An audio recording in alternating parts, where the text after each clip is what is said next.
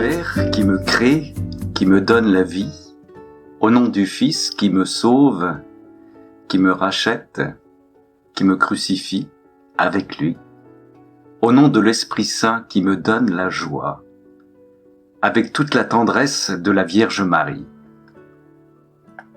Petit argumentaire pour mieux argumenter face à nos sœurs et frères qui argumentent contre les écrits du livre du ciel et s'opposent ainsi à la divine volonté.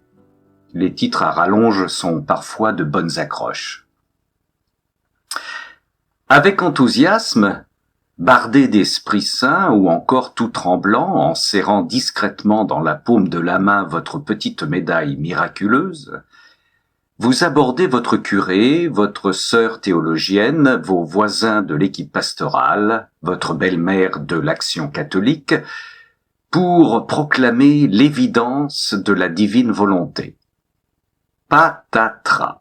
Vous récoltez un vent, un fiasco, une humiliation, une déroute, un exode à rendre jaloux les Hébreux. Vous êtes d'autant plus déstabilisé que votre curé vous a répondu « Moi, ma volonté, c'est de virer Madame Tradi, qui dirige la chorale depuis 15 ans, pour la remplacer par Mademoiselle charismatique qui s'impatiente. » Surtout, pas de réflexe zébédéen, frères Jacques et Jean, du style que la foudre s'abatte sur votre presbytère, ou encore du style vous, les docteurs de la loi contemporains, vous êtes comme les sépulcres blanchis qui ont abandonné le Christ quand il s'est déclaré pain de vie. Non, on garde son calme. On peut éventuellement, mais discrètement, secouer la poussière de ses sandales et dans un grand sourire, on réalise un demi-tour. On retrouve cette vertu de la patience et on lit son livre préféré au tome 25, 13 décembre 1928. « Ma fille, c'est Jésus qui parle. Tu te sens comme morte. Pourtant, c'est dans cette peine et cette mort que ma vie nouvelle est formée. Et cette vie nouvelle t'apporte les nouvelles manifestations de la vie de ma divine volonté. En fait, comme ta peine est une peine divine qui a la vertu de te donner l'impression d'être morte, mais sans mourir, elle a la vertu de faire renaître ma vie même, et elle dispose ton âme à écouter et à comprendre les importantes vérités de mon divin fiat. J'ai moi aussi, c'est Jésus qui poursuit, j'ai moi aussi souffert la douleur de la mort pour redonner la vie aux créatures dans la souffrance de ma mort. La mort, soufferte dans l'ordre divin et afin d'accomplir la divine volonté, produit la vie divine, afin que toutes les créatures puissent recevoir cette vie divine. Et après avoir souffert tant de morts, j'ai voulu réellement mourir, et combien ma résurrection n'a-t-elle pas apporté de bien? On peut dire qu'avec ma résurrection, tous les biens de ma rédemption ont repris vie, et avec elle ont pu renaître tous les biens pour les créatures, ainsi que leur vie même. Par conséquent, sois attentive et laisse-moi faire. Autre texte magnifique pour gérer ou digérer les râteaux. Ma fille, celui qui fait véritablement ma volonté peut dire tout ce qui se déroule en lui, tant dans l'âme que dans le corps, ce qu'il sent, ce qu'il souffre. Jésus souffre, Jésus est accablé, parce que tout ce que les créatures me font me rejoint jusque dans l'âme où je demeure, parce qu'elle fait ma volonté. Bien entendu, c'est Jésus qui parle. C'est pourquoi, si les froideurs des créatures m'atteignent, ma volonté les sent, et comme ma volonté est la vie de cette âme, il advient par conséquent que l'âme aussi les ressent. Et ainsi, au lieu de s'affliger de ces froideurs comme si elles étaient les siennes, l'âme doit demeurer auprès de moi pour me consoler et réparer pour les froideurs que les créatures m'envoient. De même, si elle sent des distractions, des oppressions ou autre chose, Elle doit rester auprès de moi pour me soulager et réparer pour moi, non pas comme s'il s'agissait de ses propres affaires, mais comme étant les miennes. C'est pourquoi l'âme qui vit de ma volonté sentira beaucoup de peines de toutes sortes, selon les offenses que me font les créatures, mais soudainement et comme en sursaut. Et pareillement, elle éprouvera aussi des joies et des contentements indescriptibles. 8 mars 1914, volume 11. Suite à un fiasco, on peut aussi faire le lien évident avec les Écritures. Heureux êtes-vous lorsqu'on vous insulte, persécute et que l'on dit faussement contre vous toutes sortes de mal à cause de moi. Soyez dans la joie et l'allégresse. Matthieu 5, 11. Abordons maintenant les contre-arguments de nos sœurs et frères tant aimés. Le premier, accompagné souvent du plat de la main dirigé vers votre visage. La divine volonté, ce n'est pas pour moi, c'est de la mystique. En effet, pour certaines de nos sœurs, certains de nos frères, la mystique effraie tout autant que la variole du singe. Ici, Jésus est très clair. Ce n'est pas de la mystique, mais la réalité divine. Je cite dans le tome 16 du 5 novembre 1923. Non, non, Jésus dit 2 fois non. Ce n'est pas une vie mystique. Ah, tu ne sembles pas comprendre que la sainteté dans ma volonté est complètement différente des autres saintetés, sauf pour les croix, les mortifications et les actes nécessaires de la vie. La vie dans ma volonté n'est rien d'autre que la vie des bienheureux dans le ciel. Parce qu'ils vivent dans ma volonté et en vertu même de cette volonté, ils m'ont en chacun d'eux comme si je n'existais que pour eux, et cela réellement et non pas mystiquement. Leur vie ne pourrait pas être appelée la vie du ciel s'ils ne m'avaient pas en eux comme leur propre vie. Leur bonheur ne serait ni complet ni parfait si ne fût-ce qu'une parcelle de ma vie manquait en eux. Tome 16, 5 novembre 1923. Jésus, appuyé par les 7 théologiens du Vatican, choisis par Benoît XVI, appuyé par saint Annibale Maria di Francia, confesseur de Luisa Picaretta, canonisé par Jean-Paul II, appuyé encore par, quelle humilité notre Jésus, le nihil obsta, nous dit que la divine volonté n'est pas de la mystique, mais la réalité divine. On peut vous rétorquer, mais c'est quoi la réalité divine? Je réponds souvent avec cet exemple. C'est Jésus qui gèle de froid dans le tabernacle de l'église vide et qui attend que tu aies terminé ton jogging autour de la même église pour venir le saluer. C'est ça, la réalité divine. C'est toi d'abord ou lui d'abord. En sachant que, par la suite, Jésus ne demande qu'à faire de toi une hostie vivante qui court le monde pour la présenter au monde, pour la donner à manger au monde. Deuxième contre-argument classique, moi, c'est les Écritures, rien que les Écritures, et rien de nouveau à part les Écritures, car tout est dit dans les Écritures. Répondons en plusieurs temps, petit a, de temps. Effectivement, tout est dit dans les Écritures, dans un magnifique concentré. Mais tout est-il clair, explicite, expliqué? Quel chrétien peut-il prétendre tout posséder et tout comprendre de ce qui est dit dans les Écritures? Pourquoi avons-nous besoin de théologie, d'enseignement, du magistère, de la tradition, des spiritualités, de témoignages, de vie de saints, d'homélie, de catéchèse, d'exégèse, de controverses, de regrettables schismes, sinon pour expliciter la révélation? Pourquoi avons-nous besoin des apparitions si fréquentes de la Vierge Marie, de notre Mère? Quel être supérieur peut prétendre maîtriser le contenu de la révélation délivrée dans les Écritures, sinon Dieu seul?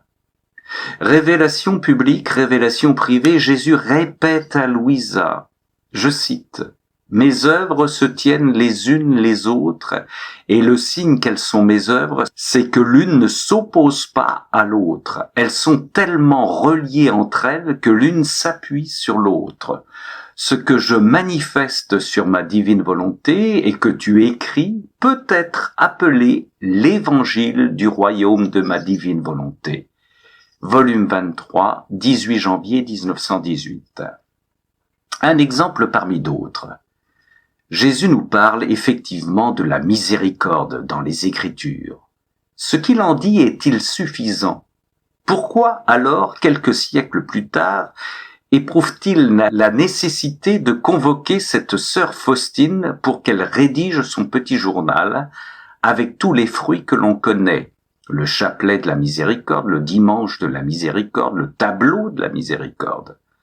Tout simplement pour expliciter ce qui se trouve en concentré dans les Écritures, noyau nucléaire au sujet de la miséricorde divine. Catéchisme de l'Église catholique, chapitre 66. Si la révélation est achevée, complète, elle n'est pas complètement explicitée. Il reste à la foi chrétienne d'en saisir graduellement la portée au cours des siècles, d'améliorer ou de compléter la révélation définitive du Christ. Fin de citation. Dans l'évangile de Jean, j'ai encore bien des choses à vous dire, mais actuellement vous n'êtes pas à même de les supporter. Lorsque viendra l'Esprit de vérité, il vous fera accéder à la vérité tout entière, car il ne parlera pas de son propre chef, mais il dira ce qu'il entendra et vous communiquera tout ce qui doit venir. Jean 16, 4. Au passage, en ce qui concerne la miséricorde divine, il a fallu 100 ans entre les apparitions de Jésus à Faustine et l'instauration par Jean-Paul II, par Saint Jean-Paul II, du dimanche de la miséricorde.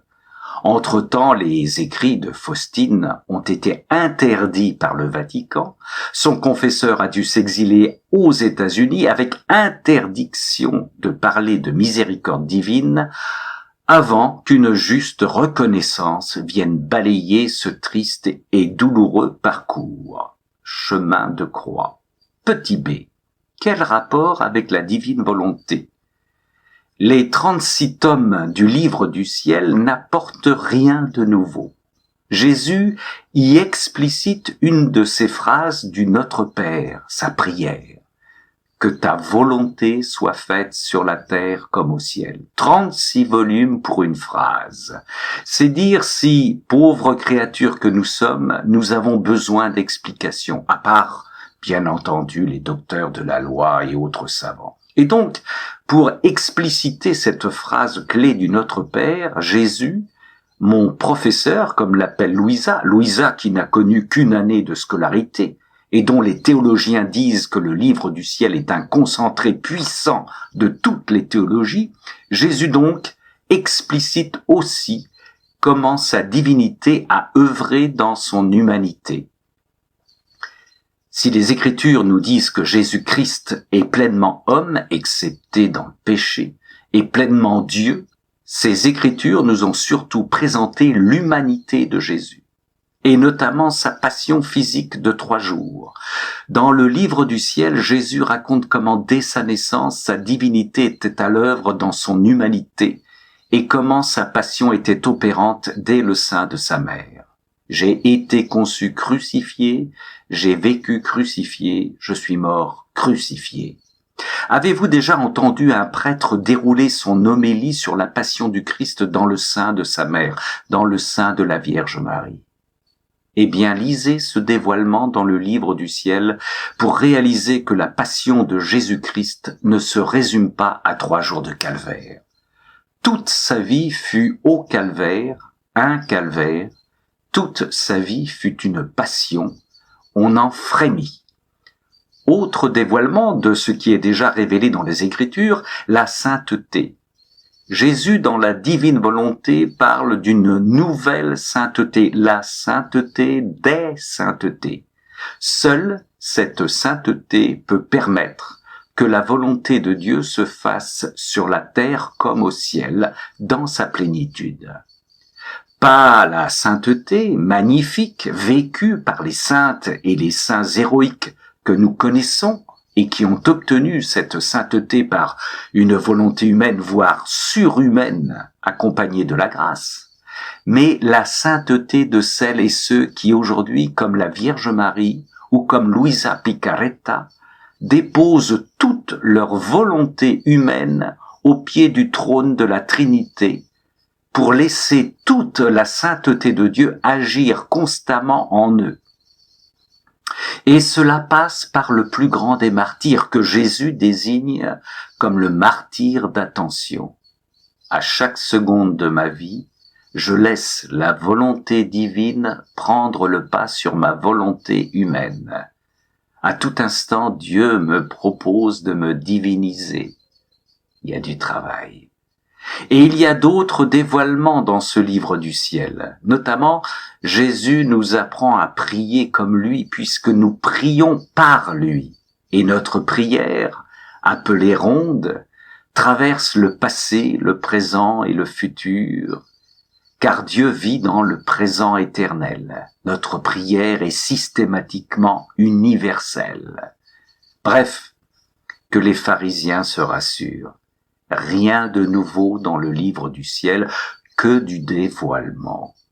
Jésus nous invite non plus à faire sa volonté comme le font les serviteurs, les esclaves, mais à posséder sa volonté comme la possèdent ses frères, ses héritiers.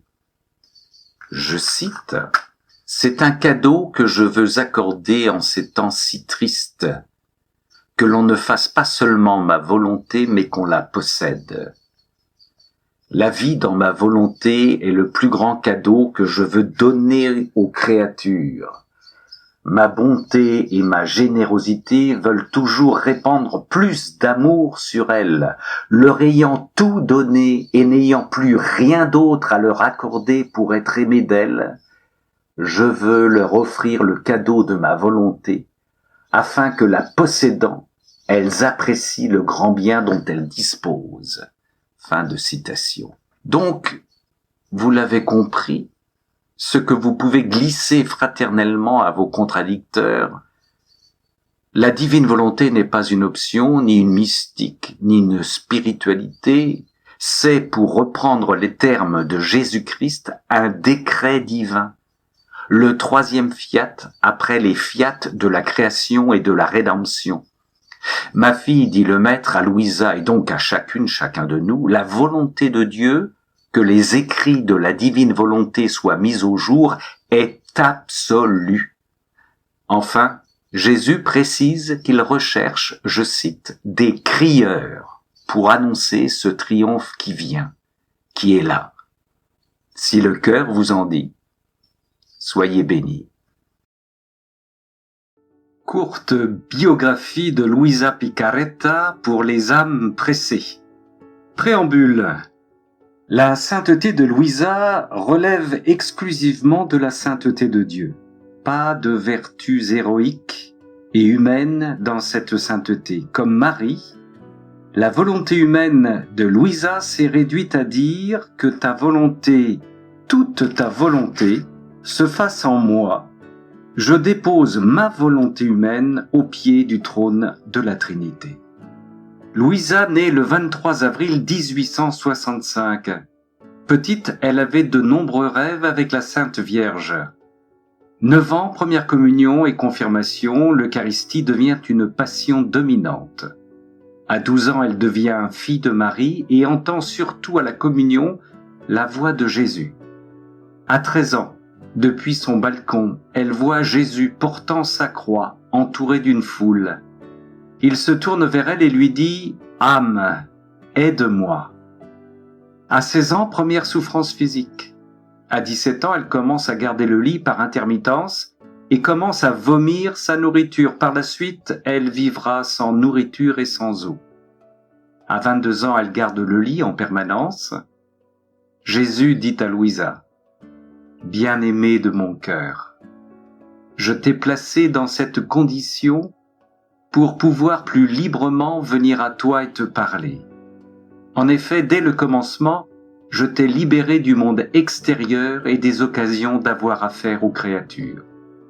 Si je ne t'avais pas confiné à ce petit lit, tu n'aurais pas le bénéfice de mes fréquentes visites. Tu aurais voulu d'abord remplir tes obligations familiales à coups de sacrifices pour ensuite te retirer dans l'oratoire de ton cœur en attendant une visite passagère de moi.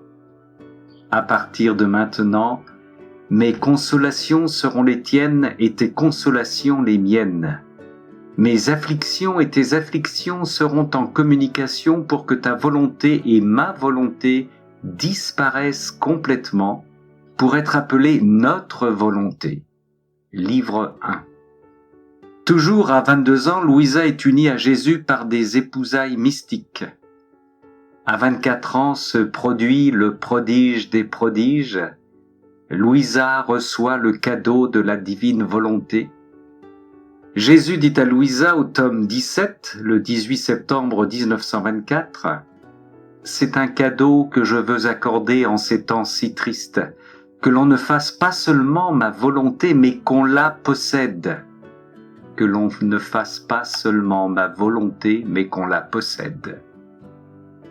Que l'on ne fasse pas seulement ma volonté, mais qu'on la possède. La vie dans ma volonté est le plus grand cadeau que je veux donner aux créatures. Ma bonté et ma générosité veulent toujours répandre plus d'amour sur elles. Leur ayant tout donné et n'ayant plus rien d'autre à leur accorder pour être aimé d'elles, je veux leur offrir le cadeau de ma volonté afin que, la possédant, elles apprécient le grand bien dont elles disposent. À 34 ans, par obéissance à son Seigneur et à son confesseur, Louisa commence à écrire. Pendant 40 ans, elle rédige les enseignements de Jésus, son professeur. Elle rejoint son maître à 82 ans. On lui fabrique une tombe spéciale où elle reste assise. Processus de béatification en cours. Au nom du Père qui me crée, au nom du Fils qui me sauve, au nom de l'Esprit Saint qui me sanctifie, avec toute la tendresse de la Vierge Marie, co-rédemptrice. Au nom du Père qui nous crée, au nom du Fils qui nous sauve, au nom de l'Esprit Saint qui nous sanctifie. Amen. Avec toute la tendresse de la Vierge Marie. La divine volonté m'a saisi pendant la première vague de pandémie Covid.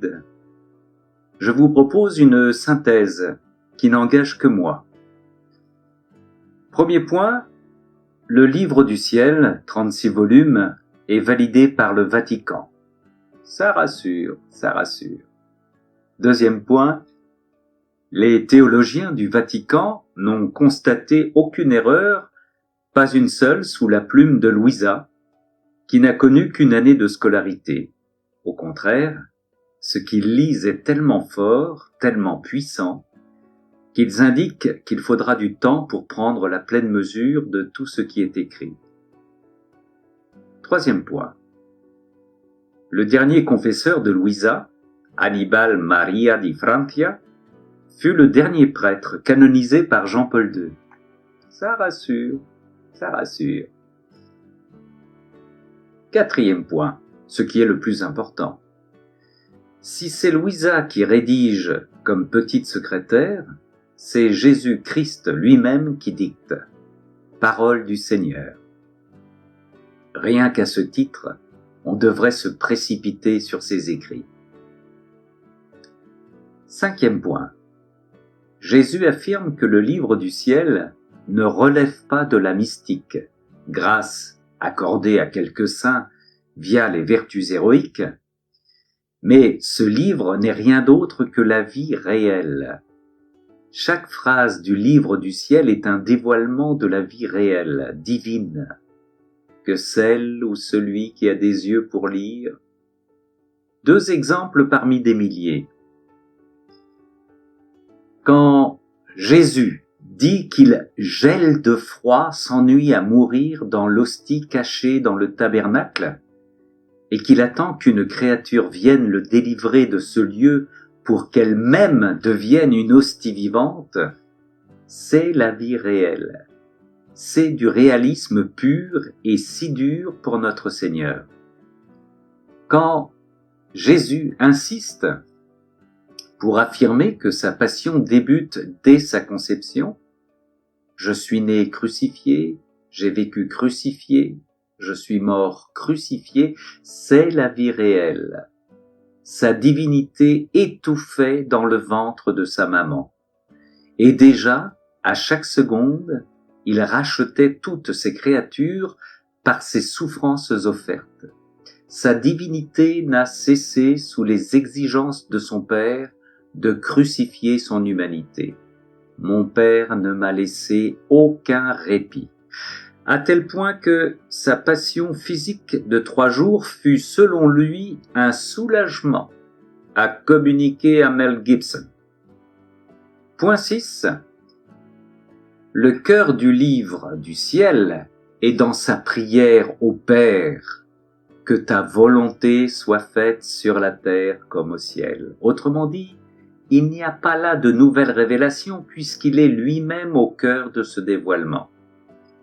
L'argument simplet et parfois rapide qui consiste à dire « c'est une révélation privée donc c'est pas pour moi » ne tient pas.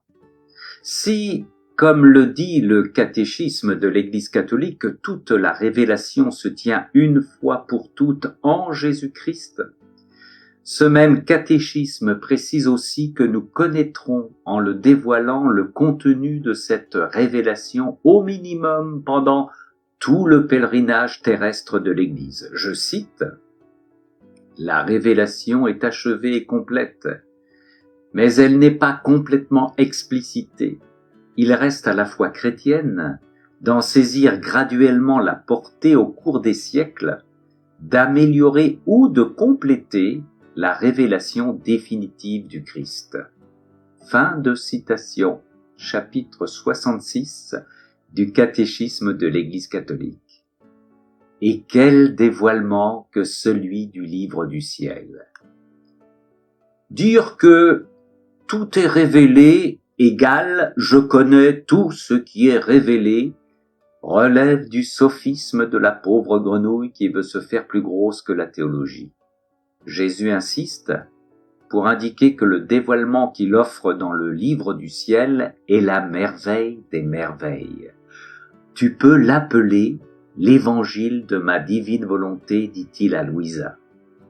Au passage, la divine miséricorde qui était déjà révélée mais en partie dévoilée dans les Écritures, serait-elle facultative parce que Jésus l'a pleinement dévoilée lors d'une révélation dite privée, avec, outre ses conséquences spirituelles, celles des chapelets et dimanches de la miséricorde? Faut-il donner plus d'importance au messager du dévoilement, Faustine, qu'au détriment du contenu du dévoilement lui-même? C'est comment déjà le proverbe, quand quelqu'un montre la direction, le pharisien regarde le bras. À peu près ça. Point 7. Le don de la divine volonté nous est offert dès à présent. La vie divine nous est donnée dès à présent de manière substantielle et non mystique. Ma volonté humaine décide que c'est Jésus qui vit en moi, prie en moi, marche en moi, parle, joue, se repose, mange, dort en moi, et tout est offrande au Père. Je rends Dieu à Dieu. Cette vie substantielle sur terre ressemble à la vie que vivent les bienheureux au ciel, et ces derniers se réjouissent de ce don qui nous est fait. Jésus insiste, c'est la vie du ciel sur la terre. Tout de Dieu, oui, tout nous est donné, il suffit de le vouloir. Point 8. Il ne s'agit pas d'une fusion où ma volonté humaine est anéantie, mais, dit Jésus, d'une infusion où quand les deux volontés humaines et divines fusionnent, elles conservent leur identité propre. 9e point. Dans la divine volonté, évidemment, nous continuons à porter nos croix, mais nous les portons dans la vie divine. Ce n'est pas tant le poids de la croix qui prime, mais la joie, oui, la joie de la porter pour sauver les âmes. Bienheureuse croix qui m'identifie à notre Seigneur. Dans le livre du ciel, Jésus ne cesse d'insister sur les réparations que nous pouvons réaliser avec lui pour sauver nos sœurs et frères qui l'ignorent ou le rejettent. Encore un exemple avec l'hostie dans le tabernacle. Aujourd'hui, je déprime, car je me sens seul.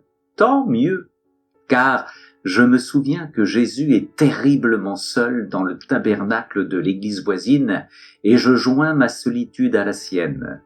Je lui demande de m'apprendre à offrir nos solitudes au Père pour réparer tous les égoïsmes passés, présents et futurs qui crucifient l'amour dans un tabernacle humide et froid.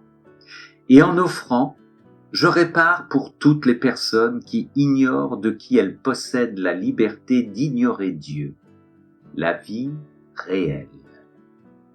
Point 10. Notre prière est universelle puisque c'est Jésus qui prie en nous. Si je prie pour mon épouse, mon enfant, je prie par Jésus pour toutes les épouses, pour tous les enfants. Cette prière vise donc toutes les créatures des temps passés, présents et futurs. Ma prière a une influence rétroactive sur des membres de ma famille décédés. Plus de prières rikiki. Avec le Seigneur, nous faisons des rondes.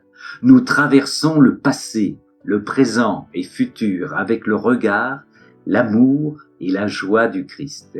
Et au nom de toutes les créatures, nous demandons pardon, nous réparons, nous remercions, nous louons. Point 11. Chaque acte que nous posons, chaque parole que nous posons, chaque soupir que nous posons dans la divine volonté devient, nous dit encore Jésus, un acte divin éternel, puisque c'est lui qui le pose en nous. Jésus disait à Louisa que la Vierge Marie, au moment de sa montée au ciel, amenait avec elle tous les soleils divins qu'elle avait créés de par sa communion avec la divine volonté, et que le cosmos ne pouvait contenir tout ce qu'elle a apporté. C'est dans cette dynamique que nous retrouvons sur terre ce pourquoi nous avons été créés avant le péché. Point 12. Le Maître dit encore à Louisa que le plus grand des miracles n'est pas de ressusciter des morts, de guérir des aveugles ou des boiteux, mais de vivre du don de la divine volonté. Avant Louisa, seule Marie avait reçu ce don de la divine volonté. Marie avait déposé sa volonté humaine au pied du trône divin. Après Marie, Louisa est la seconde dépositaire de ce don. Depuis elle, nous sommes tous invités à recevoir ce don. Encore une fois, ce n'est pas de la mystique. Et au passage, merci aux prophètes mystiques de la divine volonté, Jean de la Croix, Marthe Robin, Élisabeth de la Trinité. C'est la vie réelle. Point 13. Cette vie réelle est cachée en nous. Nos voisins peuvent parfaitement ignorer que la Trinité occupe notre demeure personnelle. Tout comme les voisins de Jésus ont ignoré pendant 30 ans que Jésus et Marie vivaient l'infusion divine à 100%. Que peut-il sortir de bon de Nazareth? Point 14.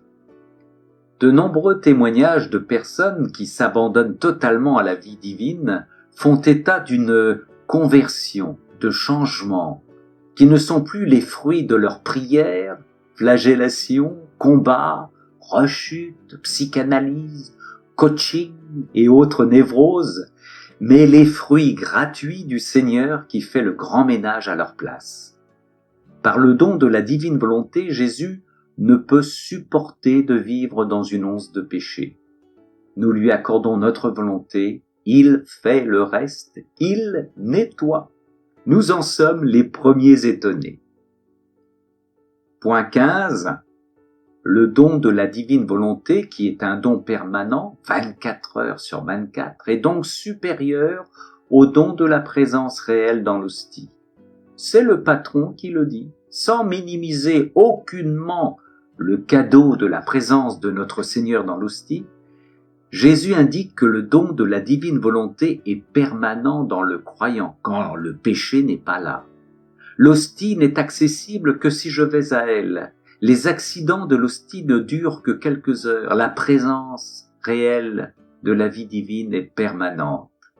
Intéressant de noter que beaucoup de chrétiens ont découvert le livre du ciel pendant la première pandémie de Covid, alors qu'ils étaient privés d'Eucharistie. Mais oui, la communion reste importante. Mais vive la pédagogie divine. Point 16. Si Jésus fait très peu de révélations historiques dans le livre du ciel, il dit très clairement qu'à chaque 2000 ans, une étape importante s'ouvre. 2000 ans avant l'incarnation, c'est Noé et le déluge. 2000 ans après le déluge, l'incarnation, la rédemption. 2000 ans après, les fruits, la vie dans la divine volonté qui parachève l'incarnation. La nouvelle sainteté sur terre, promise par Jésus, sera le fruit logique et complet de la création, de l'incarnation et du salut. Avec Louisa, nous en sommes les incroyables prémices, les petits germes, cadeaux, même si cela lève dans un monde de plus en plus troublé. Point 17. La créature qui veut vivre dans la divine volonté vit un martyre permanent. Et c'est, selon Jésus, le plus grand des martyrs, le martyre d'attention. À chaque instant de ma journée, seconde après seconde, j'essaie de ne pas être distrait par ma volonté humaine pour tout vivre en Christ. Combat et joie. J'anticipe ce que je vivrai dans l'évidence du face-à-face. Dernier point. Terminons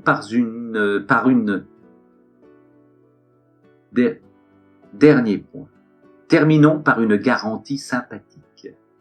La personne qui vit dans la divine volonté ne connaîtra pas le purgatoire. Ben non. Comment voulez-vous que Jésus, qui habite constamment en vous, aille au purgatoire? C'est inouï! C'est inouï! Soyez bénis. Au nom du Père qui me crée, au nom du Fils qui me sauve, au nom de l'Esprit Saint qui me sanctifie. Petit catéchisme catholique de la divine volonté. Imaginons deux situations dont toute ressemblance avec la réalité ne serait que le fruit du hasard. Première situation, c'est la rentrée pastorale. Notre curé, bien reposé, teste l'éveil de ses paroissiens avec cette question introductive. Qu'est-ce qu'être chrétien aujourd'hui? Réponse possible, c'est aller à la messe le dimanche, au minimum aller à la messe de mariage et d'enterrement des gens qu'on a mariés, donner 2 € à la quête, ou encore suivre une formation de coaching pour apprendre à être gentil avec l'équipe paroissiale ou avec les sœurs et les frères de la communauté. Catéchisme de l'Église catholique numéro 521. Tout ce que le Christ a vécu, il fait que nous puissions le vivre en lui et qu'il le vive en nous. Par son incarnation, le Fils de Dieu s'est en quelque sorte uni lui-même à tout homme. Nous sommes appelés à ne plus faire qu'un avec lui, ce qu'il a vécu dans sa chair pour nous, et comme notre modèle, il nous y fait communier comme les membres de son corps. Nous devons continuer et accomplir en nous tous les états et mystères de Jésus et le prier souvent, qu'il les consomme et accomplisse en nous et en toute son Église. Car le Fils de Dieu a dessein de mettre une participation et de faire comme une extension et continuation de ces mystères en nous et en toute son Église, par les grâces qu'il veut nous communiquer et par les effets qu'il veut opérer en nous par ces mystères. Et par ces mystères, il veut les accomplir en nous.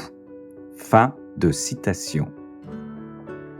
Au Livre du ciel, tome 36, 20 avril 1938, Jésus-Christ dit à Louisa, et donc à chacun de nous, « Ma fille, la créature qui veut nous trouver et recevoir tous nos biens, et ma mère elle-même, doit entrer dans notre vouloir et y rester.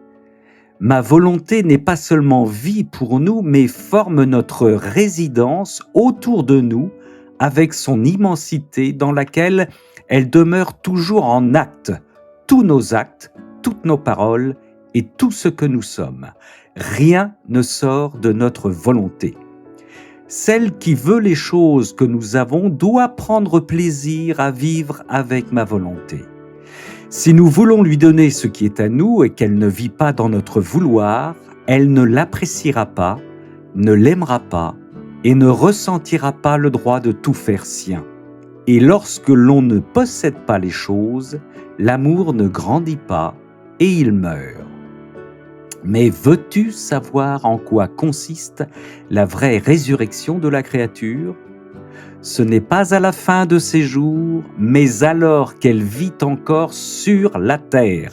Quiconque vit dans ma volonté renaît à la lumière et peut dire « Ma nuit est terminée ». Fin de citation. Évangile de Jean 14, 17.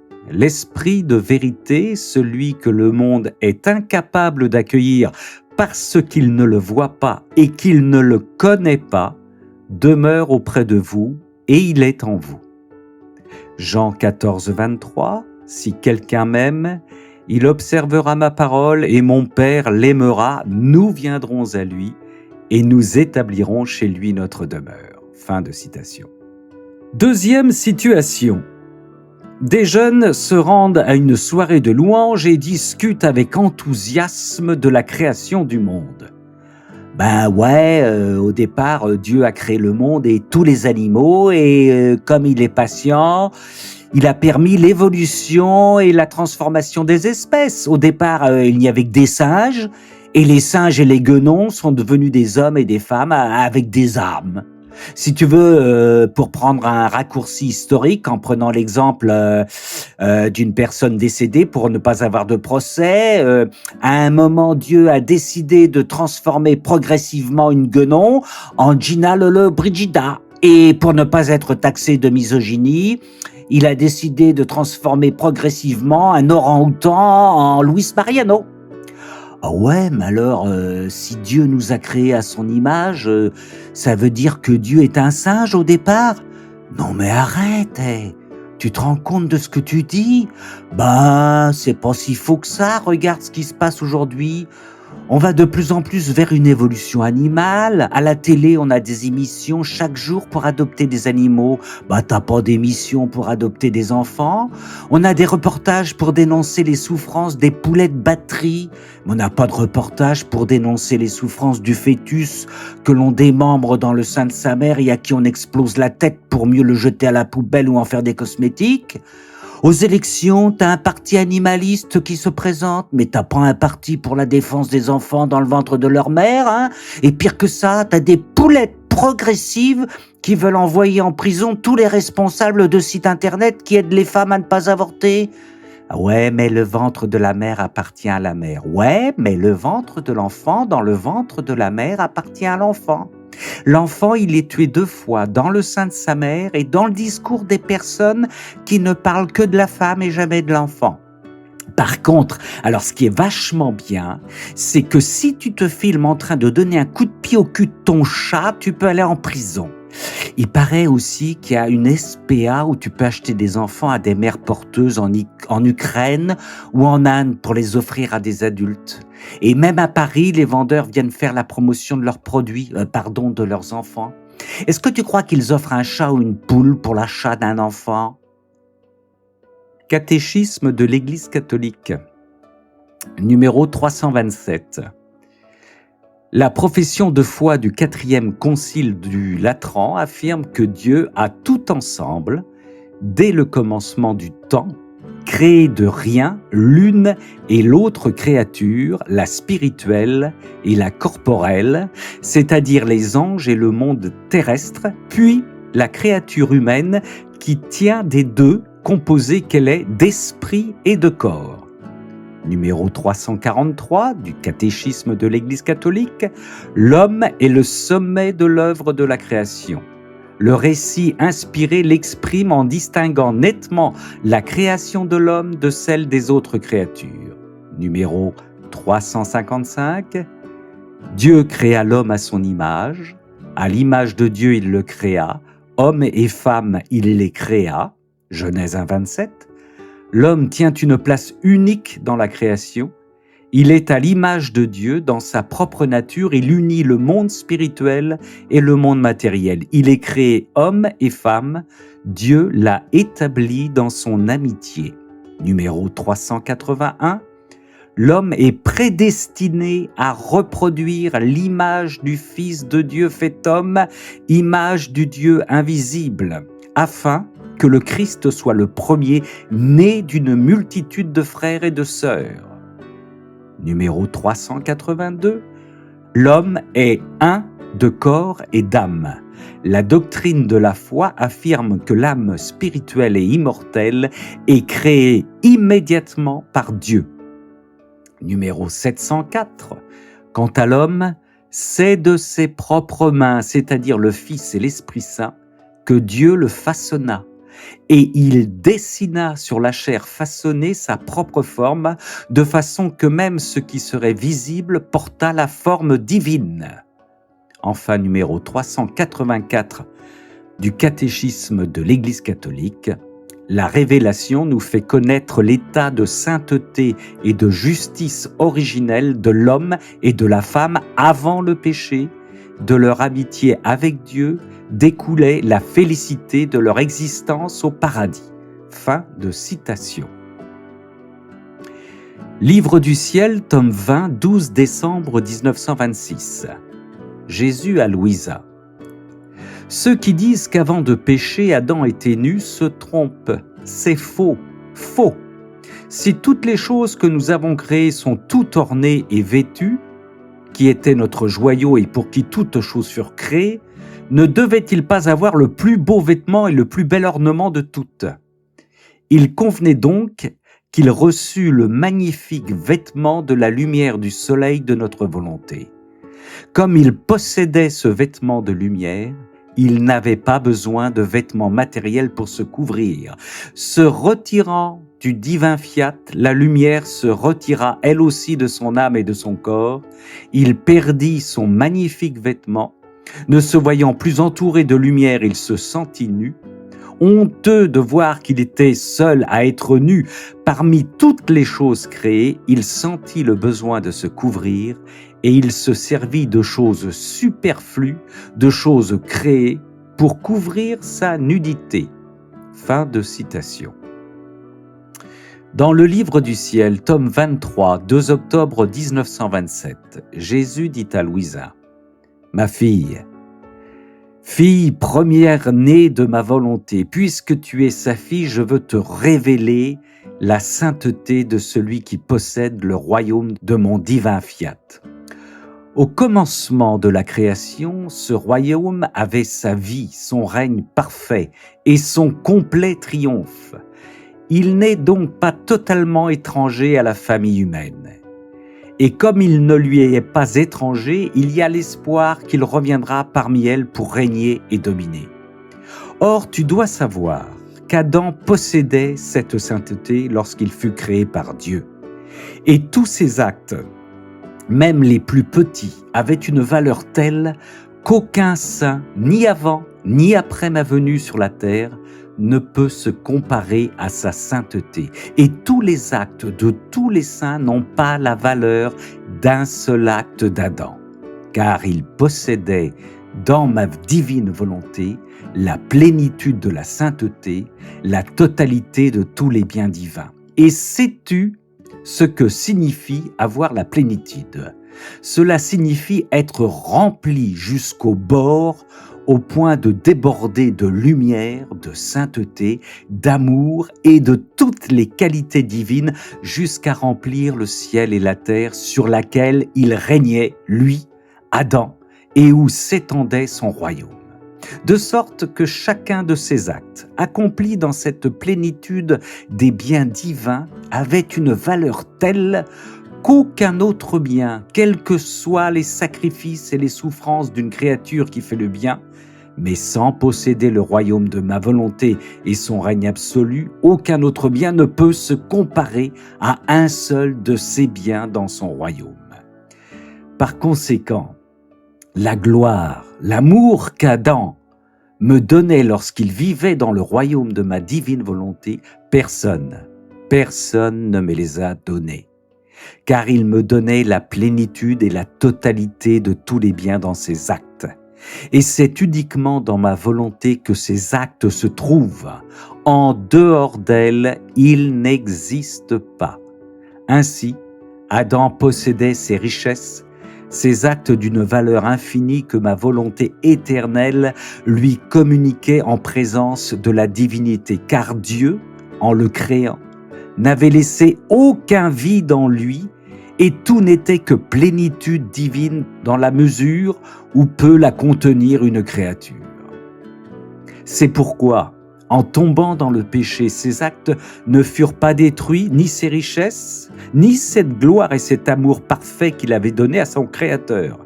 Et en vertu de ses actes et de son action dans mon divin fiat, Adam a mérité la rédemption.